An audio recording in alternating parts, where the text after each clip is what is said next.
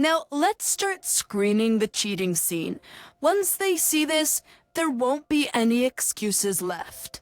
I haven't cheated on anyone. Stop this nonsense. Bomb caught the evidence with a hidden camera. Look how assassin you are, LOL. That's not it. Well, that's fine. Let's all take a look at what's on the screen. Amanda, what are you even saying? Let's see how you, with all that cabaret experience, try to lure men in, shall we? My name is Amanda. I'm a 28-year-old office worker. I married Bob 3 years ago. After getting married, we started living with Bob's parents. We should save money for our own house by living at my parents' place. Is it really saving if we live together? We have to contribute to the household expenses, right? You were asked to chip in for household expenses by Bob's parents. It's just common sense. You only need to pay your share of the expenses. I don't have to pay anything since it's my house. So, only one spending more. I did that only when I was struggling to pay for college. I'm just a regular office worker now. I've only saved a little. You so cute back then, Bob. You're not still hanging around bars, you? I don't. I'm all about you now, Amanda. Before getting married, I worked at a bar. A friend persuaded me, and I only worked there for a short time. I did earn good money, and I believe it was a worthwhile experience. Now I found a job. Recent IP ponces, I love and work in an office. However, some people in society look down on women who have worked in such businesses. Bob's mother, in particular, had strong prejudices. Living with Bob's parents, there were many clashes with my nagging Mile. My Mile often made derogatory remarks about me, especially regarding my past. It's a bar job. Mail's comments are getting worse. It's because you told her about my bar job. Tell her to stop picking on me. Oh, I'm just worried where you might be heading off to for work, thinking least might go back to bar work or something. There's no such thing. I find my current job fulfilling. Oh, I'm going to be late. See you. Taking on, that's an exaggeration anyway. I'm going with my buddies to watch a live concert out of town tomorrow. At least if you have money for that, you should be saving. Did you forget the reason we're living with your parents? Off. How I spend my money's my business. Even though I contribute to the household expenses from my salary, Bob just keeps spending money on fun. The affection between my husband and me gradually faded away. Moreover, the demands for living expenses from my mail became increasingly intense. Amanda, we need to replace the fridge. Can you give me $1,000? $1,000. That's not an amount I can easily hand over. And there's nothing wrong with our fridge. It's because you guys are living with us. The fridge is filling up and it's raising the electricity bill. We need to get an energy-saving one. Then another time. Emo, have you seen my bag? Oh, that flashy designer bag. I thought the design was so tacky that I sold it to a thrift shop. That's durable. Why would you do that? It was mine. Selling someone else's belongings is basically stealing. Stealing? Who do you think you are talking to me like that? I'm just putting up with you, an ex-nightclub girl. A simple tote bag should be enough for a daughter-in-law. You don't need designer stuff. Just like this, my Mill's bullying towards me escalated day by day. Bob never took my side. My Mile was all about work and indifferent to family matters. I deeply regretted this living situation. I used my own car to commute. On my way home from work, I occasionally gave a lift to my boss who lived nearby. He was a man 5 years older than me. He was strict at work but had a calm and friendly demeanor. He was someone he could rely on and would listen to my work-related concerns. However, having seen me driving with my boss, my mouth started making unreasonable accusations. Great, you Yui. I saw you in the car with a man. No wonder with your nightclub background, can't stop chasing men, can you? What are you talking about? He's a colleague from my office. There's nothing going on between us. Stop with the lame excuses. You're betraying Bob. You're a horrible woman. To my Mill's fuss, Bob began to doubt me too. Hey, is what Mom's saying true? You cheating on me? Why would you even say that, Bob? Being suspected of cheating by Bob was heartbreaking. If you're cheating, maybe I should do it too. He smirked as he said that. Are you serious? You think I'm cheating? And, if you aren't cheating, you wouldn't get so defensive, would you? Bob, that's cruel. My love for Bob had completely cooled off. From then on, I refused to give my male money for anything other than basic living expenses. I need $500 for the neighborhood association expenses. I'm not part of the neighborhood association, so I won't contribute. I won't allow that. Hand over the money now. I don't need your permission. I won't give money for unclear purposes anymore. Do you even know your place?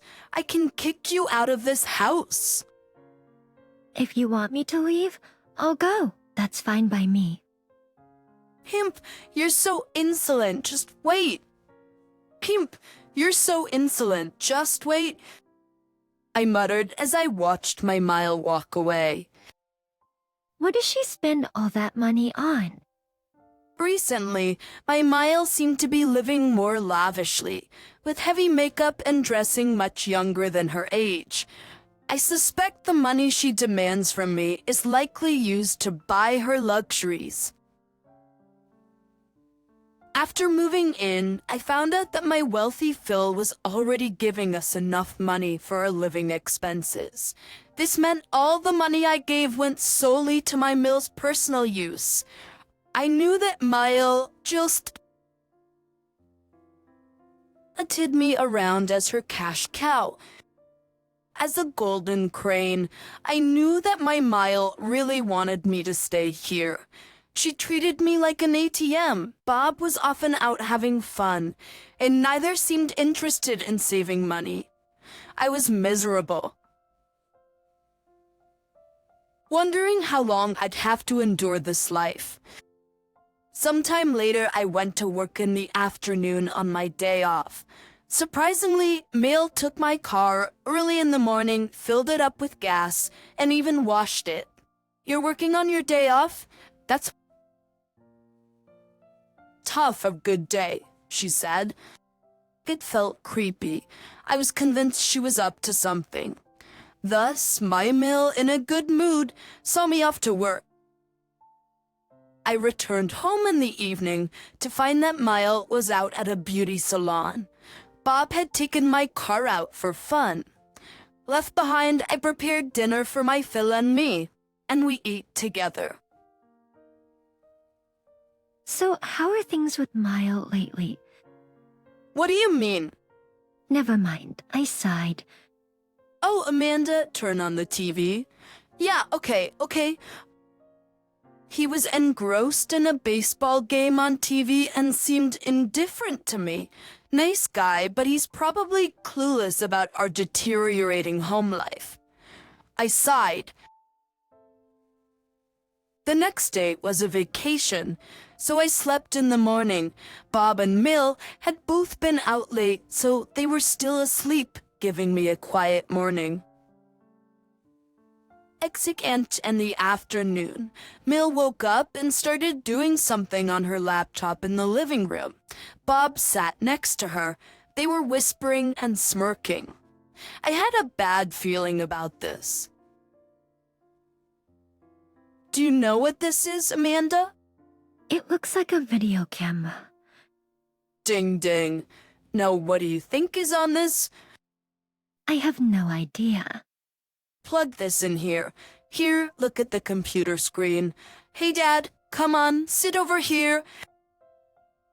My Phil curiously sat down on the couch at my Mill's urging. My Mill announced to us in high spirits.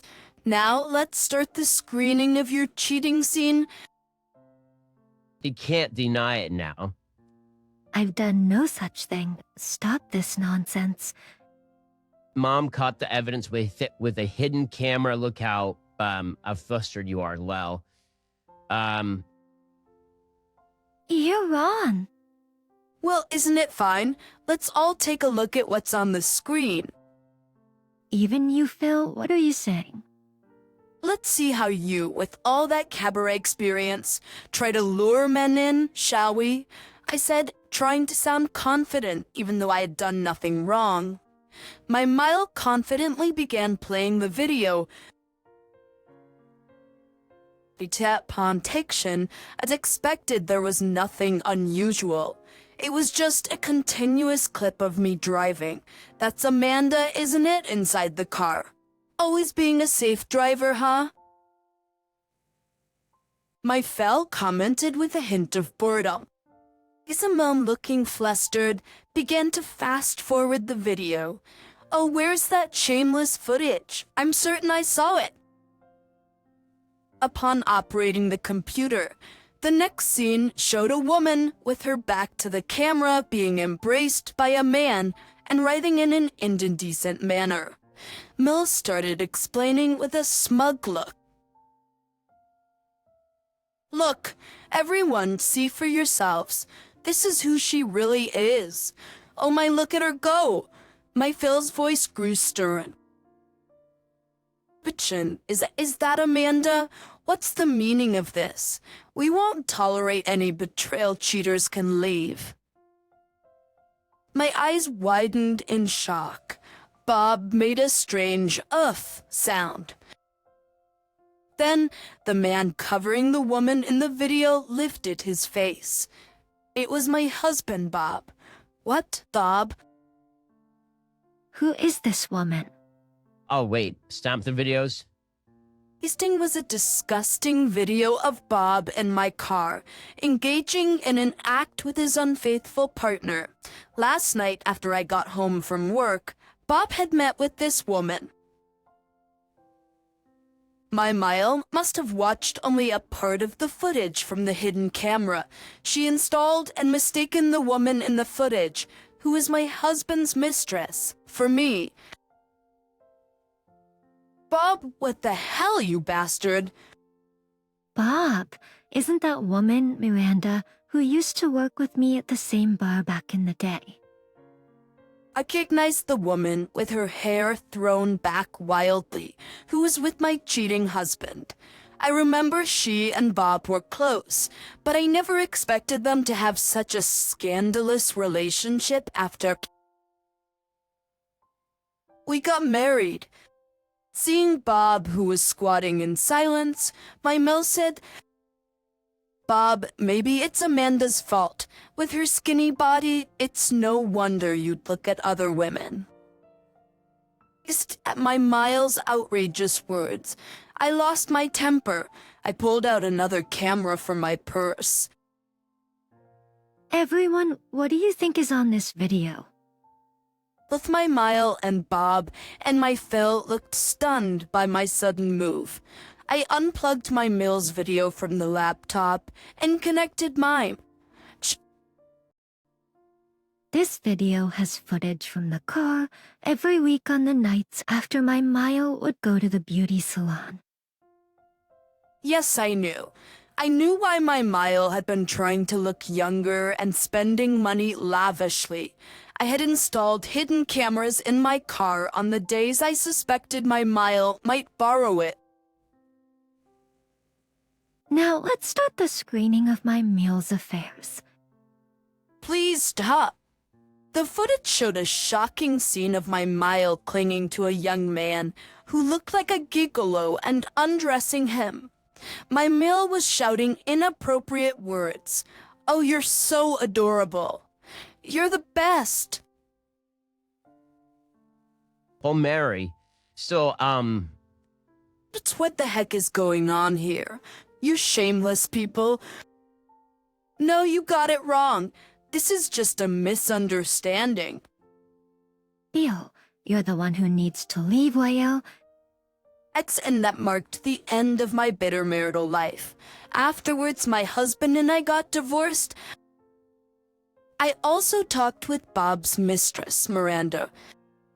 Bob had told Miranda Amanda's cheating too, so we're even. Bob told me he had evidence of your affair, but he lied.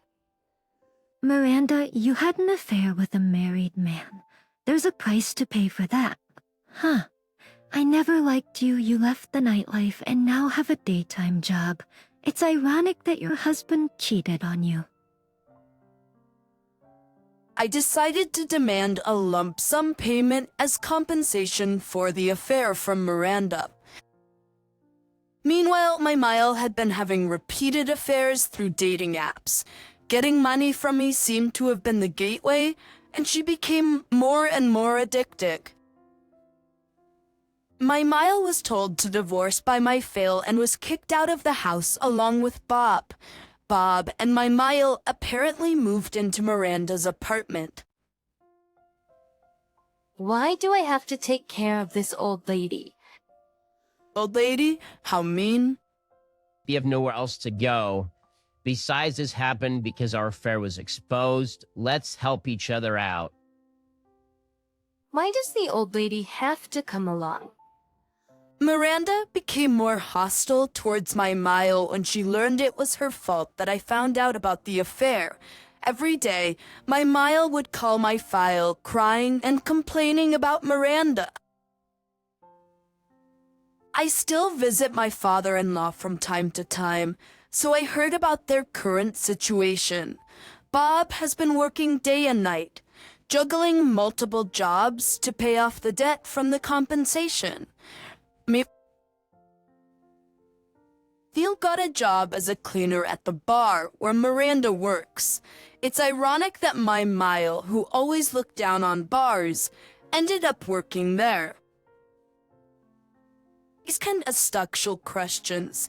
I've continued with my current job even after the divorce, and I've focused on my work every day. All my efforts were recognized, and I've been promoted to a supervisor position recently. I'm grateful to my boss, who has supported me. Lately, my boss invited me for a private dinner. I've had enough of men, but I also believe I can't dwell on the past forever. Maybe going on a date just once might be okay. I've been thinking about... Wait.